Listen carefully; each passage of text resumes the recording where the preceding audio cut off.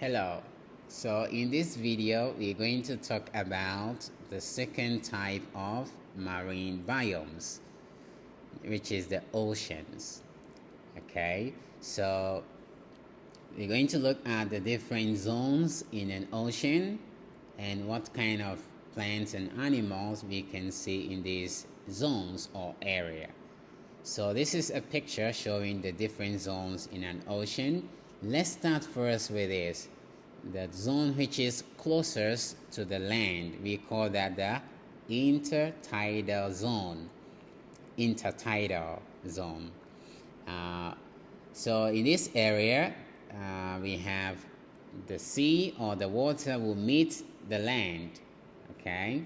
And there is waves, sea waves, which are moving to the land, okay? And also we have different types of organisms like this kelp, okay, sea lettuce. We even have starfish and sea cucumber, okay, that live there, many of them. Now sometimes the water level in the intertidal zone will drop in the day, or it can rise in the day.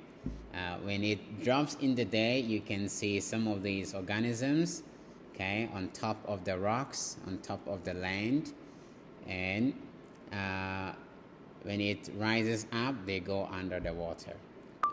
Now the next zone is the neritic zone, this area of the sea or the ocean, and this is a shallow area, okay, of the ocean. It is not deep but shallow, and it receives a lot of sunlight. The neritic zone also has a lot of nutrients, so we can see different types of organisms. It has very high biodiversity because of the nutrient level, very high nutrient level, and we can see a very important biodiversity here. We call these as the coral reefs, okay, very colorful and beautiful.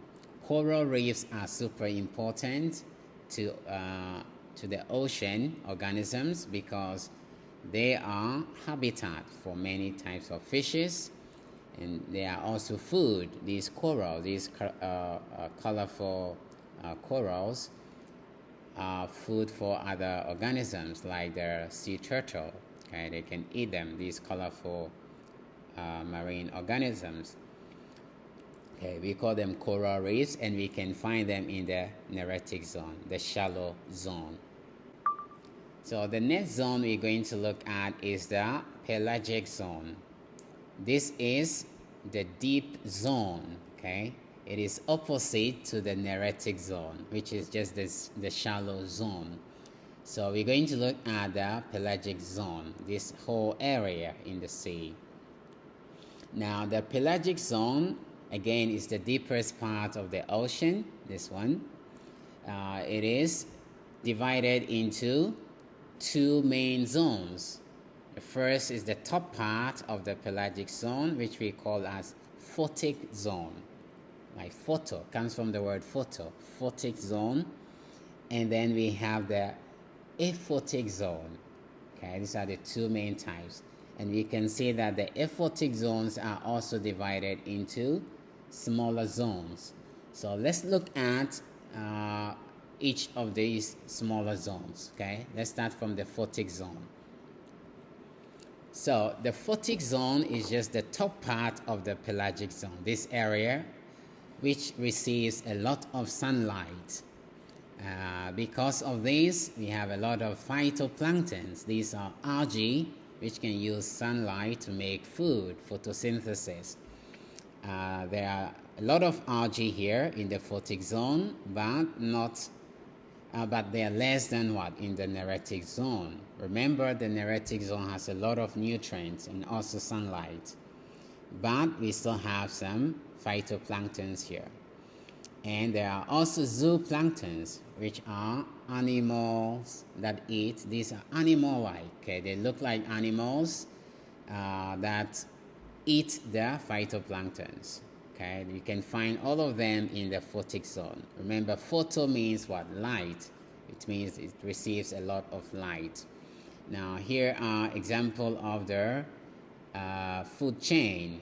Okay, in the photic zone we can see these phytoplanktons. Okay, and they become food for the zooplanktons, which will become food for smaller fishes, and the smaller fishes will become food for bigger fishes. Okay, so this is what the photic zone.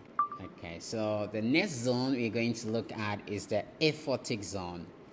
Aphotic means less light or no light. Okay, so it is located below the photic zone, and the aphotic zone is divided into smaller zones, and we're going to look at these zones. Let's start from the first zone, which is the mesopelagic zone. This zone is located between about 200 meters deep to 1,200 meters deep, and it receives very little light, and it has different types of animals that live here. Most of them or all of them are adapted to survive in the dark or in an area with very little light. Some of them have very big eyes to help them to see in the dark. Some of them can even give off light. Okay, we call that bioluminescence. And some of them also are translucent, which means we can see through their bodies, like this squid and other organisms. Okay, the next layer or the next zone is the bathypelagic zone, which is located between about 1,200 meters to about 4,000 meters deep. Now, the bathypelagic zone receives no light at all. There is darkness, okay? And here we can find very few organisms, like some fishes which look very, very strange, like this anglerfish. Okay, most of the animals are scavengers. They go around and look for dead organisms and eat them. Some are also carnivores.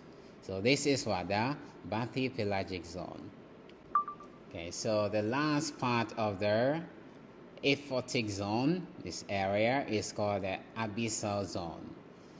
Now, the abyssal zone is very deep. It is located between about 4,000 meters deep to about 10,000 meters deep. And here it is darkness. It's very dark and cold. There is no light that goes there. And the pressure is very high because there are many layers on top of it. So all the water above is pushing on this abyssal zone. So it creates very high pressure. So the organisms that live here are adapted to live in very high pressure areas. Okay. Example of such organisms, we have sea cucumbers, sea urchins, sea lilies, and some types of worms that live in this zone. Most of them are detritivores, which means they eat decaying or rotten tissues. Okay, when the animals or the fish die from the top zones, their bodies will drop to the lowest zone, the abyssal zone, and over a long time their bodies will break down into smaller tissues, and these detritivores will go and eat these tissues. Okay, they are very important because they clean the sea floor. Okay, very important organisms, detritivores. Now below, right under the abyssal zone, we also have some hydrothermal vents. These are very hot liquids which are pouring up, okay, like this. You can see in this picture. We call them hydrothermal vents.